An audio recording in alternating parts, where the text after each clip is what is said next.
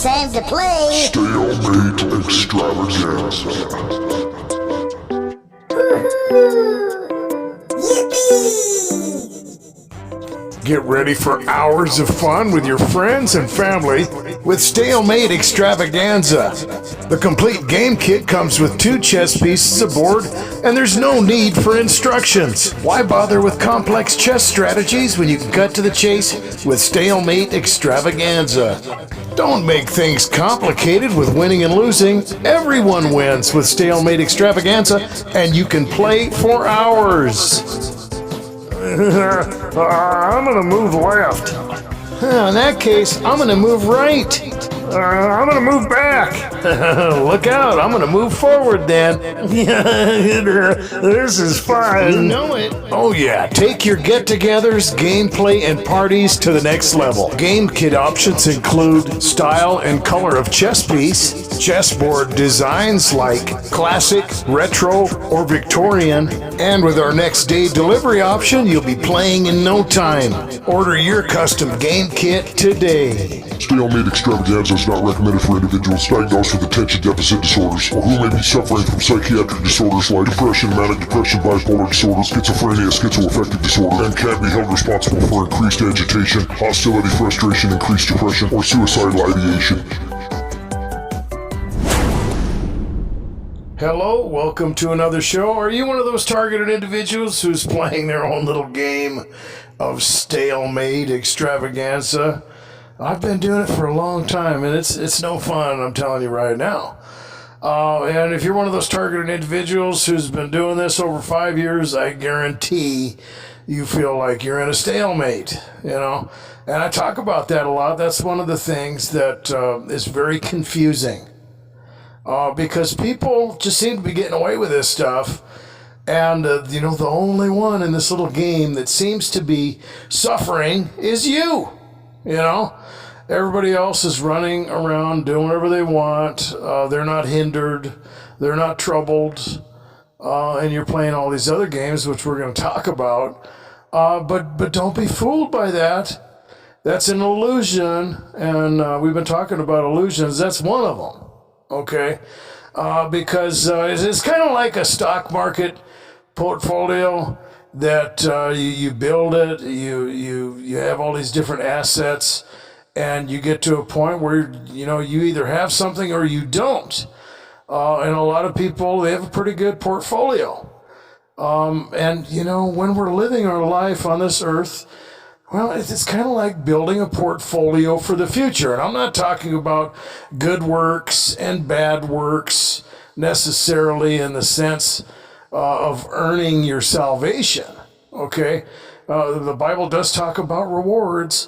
And it does talk about making choices, okay? We all have to make choices. And, the people involved in this, they've got a pretty bad portfolio. Some of them, they've really got some bad stuff to look forward to. And, they can change it if they want, okay? If they have faith, if they believe, if they snap out of their sadistic, malevolent mentality. And to me, it's proof of evil. It's a mind-blowing, multi-level conspiracy. It's labyrinthian. And there are people involved that don't even know it. That's the part that gets me. And there are a lot of things like that. There's a lot of things out there that people are immersed in. And they have no idea that it's there.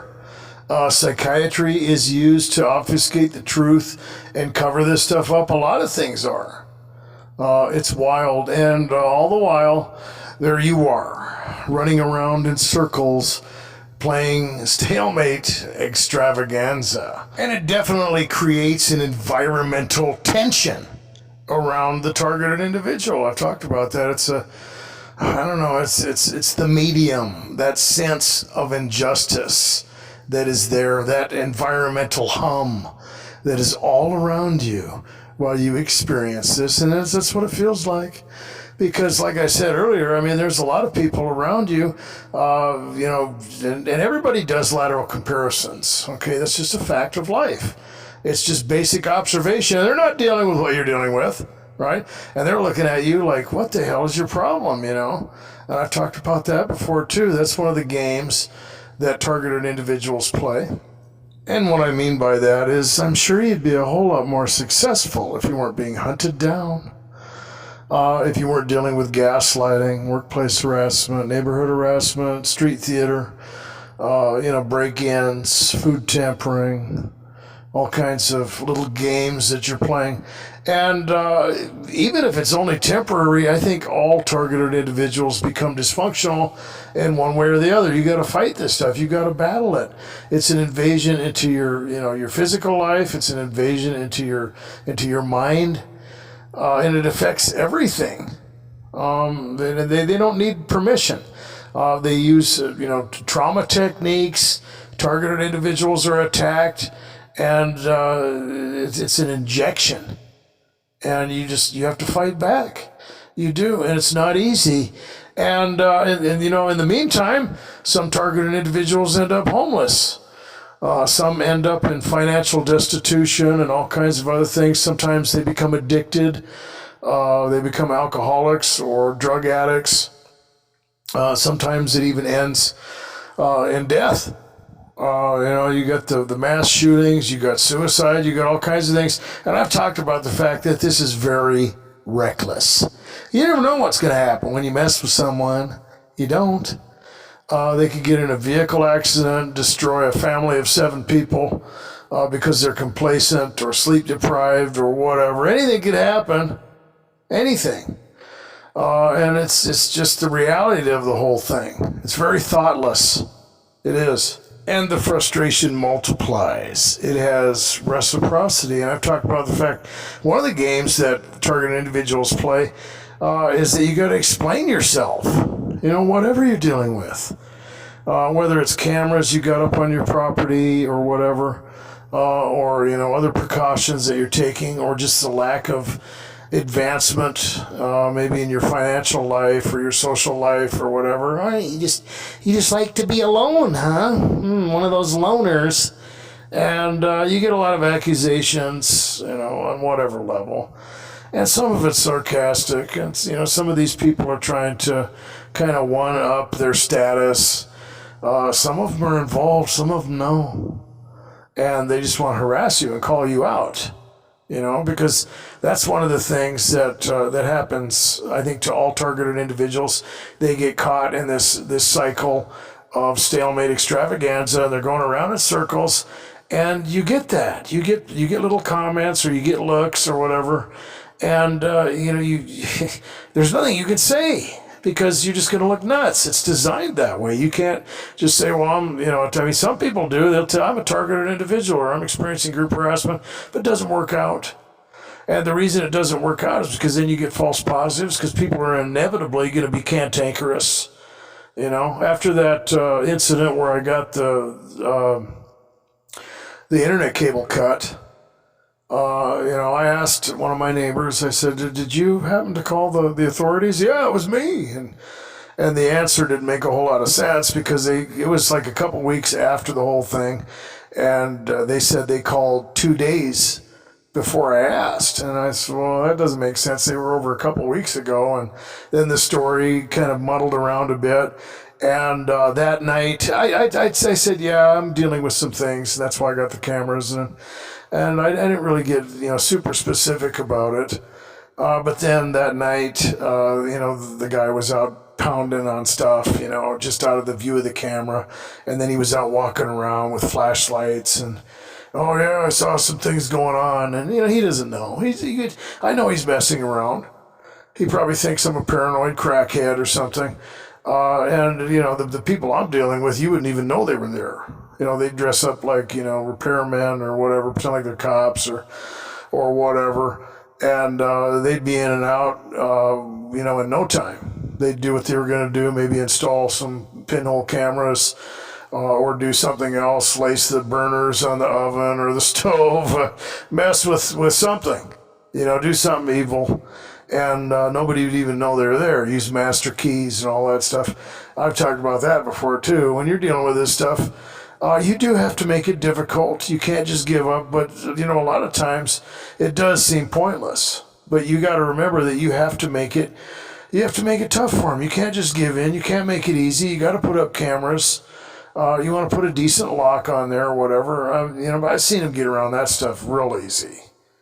But it is what it is, and you gotta live in that stigma, But yeah, he didn't do it, after that. But it was frustrating, And then there's the questions, and whether people are genuine or not is kind of irrelevant. It's annoying, and I've talked about this before, that when it comes to that, you can use that to your advantage, okay?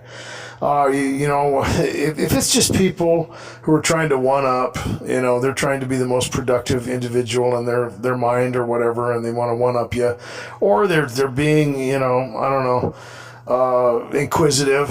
In other words, they're being intrusive and nosy. Okay, whatever. What about the people that call you out and they're trying to frustrate you? Okay, well, how do you deal with this stuff? Well, it's an opportunity. Okay, instead of getting frustrated, instead of looking at it as some type of intrusion or whatever, look at it as an opportunity. Because, and I've talked about this, that you can tell, okay, when someone is messing with you or they're insincere about something, especially when it comes to the mental thing, when targeted individuals get accused of having mental disorders or whatever, or you're crazy or whatever they do. If they really believe that, they would be more sympathetic, right? A lot of times they're being sarcastic or they're displaying anger or frustration and venting on you or whatever. And you can tell that what they're doing is obvious, okay? And when it comes to the reasons that you are going to cook up, because that's what I do. Okay, I'm not going to tell people what's going on. It's counterproductive. You get false positives. You get all kinds of things going on, and you can use it and come up with a reason that puts the culpability back on them. Right? It does. If someone's going to make light of something, or they're gonna come in and fire a bunch of questions, you just got to put it back on them, right? It's easier for me to do because I'm crippled, I walk funny, and it's obvious that most of the people that are hindered in the way I am physically are probably just on disability. I've never met anybody that was as crippled as I am that was out doing anything. Okay, I've seen people with special jobs or whatever, from wheelchairs or something where they can sit down or whatever they're going to do, and that's one thing. But I'm out delivering food between 8 and 12 hours a day, and a lot of people so it's easier for me, and I'll give them a reason this way and that way, and sometimes I can be funny with it. But at that point, if they keep asking me questions, well, they're gonna look rude. They're gonna look sadistic. They're gonna look insensitive. They're gonna be obvious, and that way it does remedy that little scenario.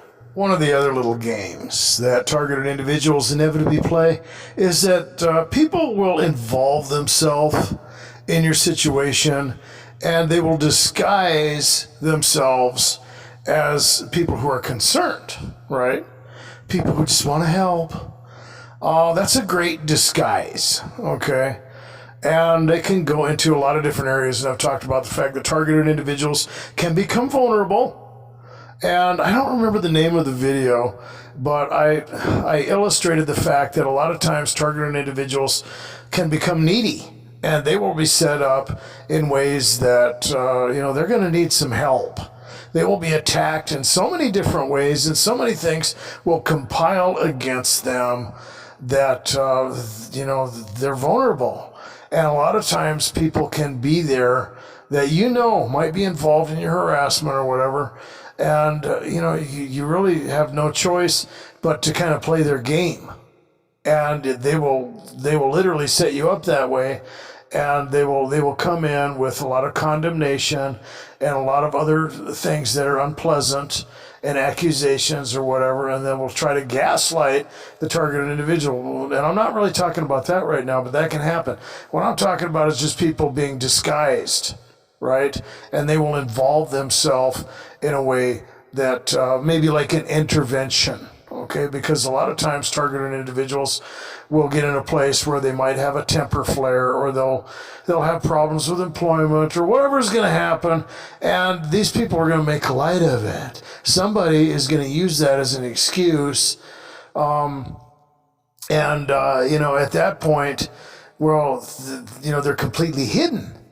And I've talked about the fact that psychiatry is used to take away freedom from targeted individuals, sometimes, or children, or whatever. They can involve themselves in that way. They can call the authorities or whatever. And in the name of all that is good, they can have you, maybe sent for observation at a mental hospital or some type of psychiatric center or whatever. Okay. And if they can get a judge involved or something, if they can push a targeted individual into doing something, it can be even worse than that. And I've talked about the fact that you got to be careful, because you are going to be pushed. People are going to provoke you. And then there's those individuals that are going to come along and just look like they're concerned or whatever. But it's a disguise. And you have to have these things worked out in advance, okay, for whatever. It could even be something as simple as your schedule, okay? Because, it's like dealing with a bunch of termites. They just come from so many different angles, and they start whittling away here and breaking things down all around you. And it's the attack of the zombies, man. And you have to have all these things worked out and protocols, have all your answers, have everything stacked up around you to prevent this cave-in that they're trying to create. Because that's really what happens, man. Sometimes targeted individuals, they get pushed or whatever and they screw up. But a lot of times, especially you guys that have been playing this game for a long time, you're resilient, man. They come in at one angle and then you just block it. They come in at another angle, you don't react. They try to push you, you don't say anything. You're dealing with sleep deprivation. You're dealing with covert drugging or poisoning, and you're still holding your job. You're still moving forward, but the inevitability is a lot of this stuff is going to accumulate. And eventually, there's going to be, things that happen. It's like an old house that is, in need of repairs, and you're trying to keep up with all this stuff. It's not easy. And things can spill over into your spiritual life. You can come to psychosomatic conclusions. Why is God allowing these things, and so forth. And it can become, a cluster. Getting back to the intervention type thing, or people disguising themselves. There was a guy who made a video on his channel just today. And it's an older gentleman. He has a Christian YouTube channel. I can put it in the comments if you guys want. And it seemed like he was dealing with some type of persecution. So he made a video about pornography, okay? And he was very honest. It was a very good video. It illustrated his struggle and his victory in Christ and so forth and so on, and how he had to deal with different things and how he had to deal with individuals. And it seemed like he was insinuating that someone was threatening him, that they were going to come out and try to expose him in a way that was going to shame him or whatever, because of course he's got a Christian YouTube channel, and he's got some followers. I think he's got pretty decent material, and that's how he dealt with it. And he described an intervention that was kind of thrown at him. So he talked about, one of the ways that you have to deal with something like that is to have someone that you can confide in and talk to about, your problem. And how all of a sudden one day he comes home and this person was over there, and they had, gathered a bunch of people together, including his teenage daughter and other individuals. That it was just, it's one thing to deal with something like that, in confidence with someone. But when you start mixing together a bunch of people, adolescents and, people of the other sex and everything, and turn it into a group where you just got to tell everybody, this embarrassing, scenario that you're in. But I think it was designed. that way. I think that this person did it. And he didn't come out and say that that was really the whole idea, right? And by the way, this happened years ago. But the way this guy was talking in his video, he's being threatened, I think.